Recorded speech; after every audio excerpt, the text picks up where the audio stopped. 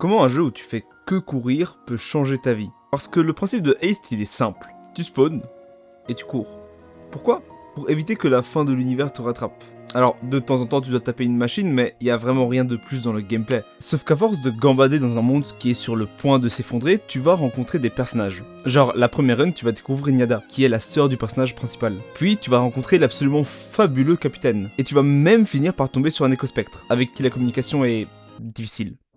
Mais on y arrive. Et puis, à force de rencontres, on va finir par tomber sur Ava. Ava qui est la responsable de tous les mecs qui travaillent avec les machines qu'on voit un peu partout là. Et quand tu lui demandes naturellement pourquoi elle fait ça, parce que ça a quand même vachement l'air d'empirer la catastrophe, elle te répond que c'est pour récolter des infos et aider comme elle peut. Aider comme elle peut étant un concept assez large, tu vas demander aux scientifiques de la bande ce qu'il en pense. Et il te dit, écoute, je sais pas vraiment, mais cet événement est fascinant. Parce que non seulement l'espace s'effondre et se comprime en un point, mais le temps aussi. On pourrait probablement utiliser le moment où tout se comprime comme une sorte de machine à voyager dans le temps. De là, la réflexion est pas extrêmement difficile, donc tu vas voir Ava et tu lui dis frérot, c'est bon, j'ai compris ton plan diabolique. Tu veux te renvoyer dans le passé au tout début de l'univers. Et elle te répond, frérot, t'as rien compris du tout. C'est pas moi que je vais envoyer dans le passé, c'est l'univers tout entier. Parce qu'on n'a aucune idée de ce qui se passe après la fin, mais peut-être qu'en revivant cette boucle, encore et encore, on pourra finalement la stopper et changer la finalité. Et pour pouvoir comprendre la fin de l'univers de mieux en mieux, faut le faire recommencer encore et encore, et idéalement le faire de la façon la plus similaire possible. Et même si ça semble être un projet fou de faire recommencer l'univers des centaines de fois, c'est pas un projet impossible, parce qu'elle l'a déjà fait, et probablement d'innombrables fois. Et Zoé, notre personnage, ne comprend pas comment on peut détruire l'univers pour le faire redémarrer encore et encore, tout en causant à chaque fois autant de souffrance et de destruction à la même occasion. Mais Ava lui dit qu'elle va finir par comprendre. Parce qu'après tout, toutes ces versions des univers sont très similaires, mais ça reste des versions alternatives du premier univers qu'Ava a voulu reproduire. Genre le capitaine qui est absolument fantastique encore une fois, et rien d'autre qu'une version alternative du premier capitaine qu'Ava a connu. Et ces versions alternatives, elle les appelle des échos. Et donc, elle sait qu'on va finir par comprendre son choix, parce que la version alternative de Ava dans cette version de l'univers, c'est nous.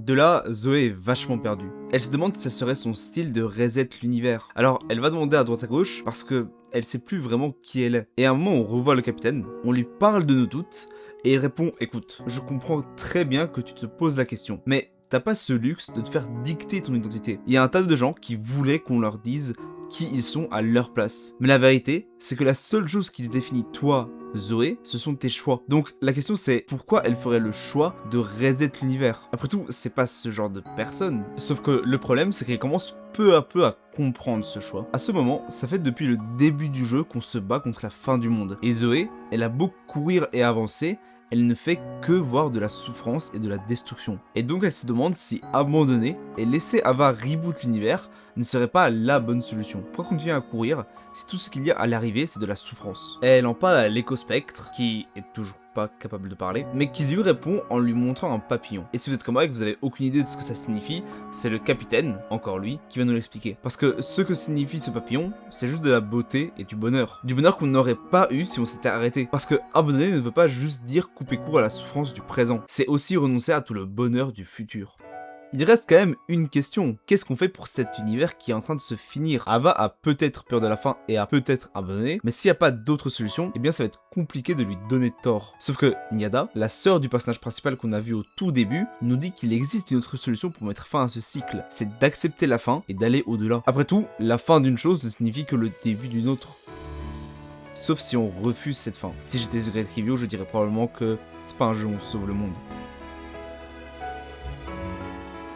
Et donc quand on arrive à la dernière machine qui va reboot l'univers et qu'on la détruit et que Ava nous dit qu'on peut encore recommencer le cycle parce que certes il va mal finir encore une fois mais au moins c'est quelque chose qu'on connaît et qu'au contraire aller au-delà et continuer de courir va peut-être nous faire ressentir de la solitude ou de la tristesse, eh ben on refuse. On refuse parce que l'important dans Haste ça n'a jamais été de courir, l'important ça a toujours été d'avancer.